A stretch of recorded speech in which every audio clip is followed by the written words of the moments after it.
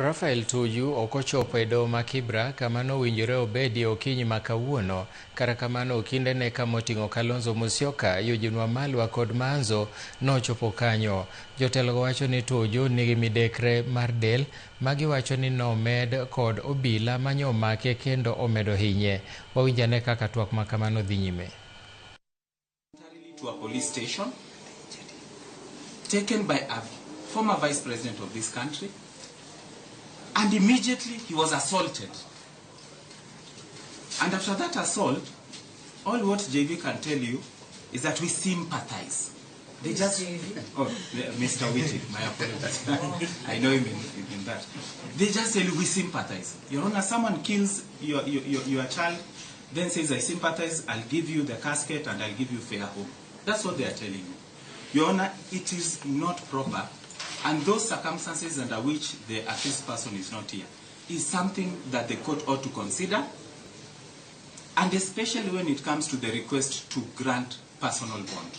Because that person, by conduct, and the state has not controverted that issue, he took himself.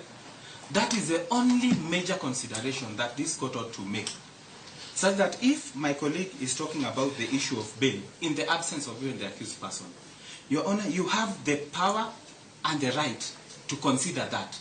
And they have not told you even one issue that will say that they will even be opposing bond. In fact, by their own admission, they have told you, we were not going to oppose bond.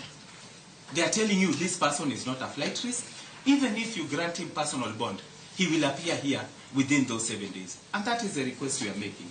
Let this person be given personal bond. The law says, once they have arrived, we have come here, that person is in your hands. That person is in your hands. The time is up. The time is up, Your Honor.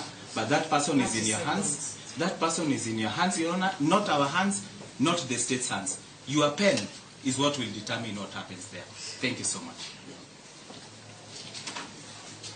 Okay. Prosecution, I guess that is back to you to confirm or to answer to what the defense has raised in less than 3 minutes. Only to the extent, hey. you know, only one thing, Your Excellency. Sorry. My Excellency. I beg your pardon. You understand we are the ones who made the application and moved Yes, you. yes. So I highly regret that he has no ability to address it. Even that clarification we are seeking, Your Honor, you can make it there through your ruling and directions. Yeah, because he has no audience before. Who is he? Mr. Okat, Mr. Owiti, he has no audience before you. He has no audience? He has, in respect to our application.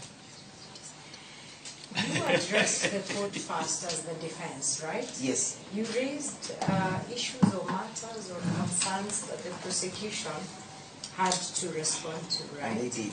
And then now we are back here saying, let them confirm whether he's under arrest or not, so that then we know the way forward. Did I get you right in summary? To that extent you can allow. Yes, so he has a right of rejoining.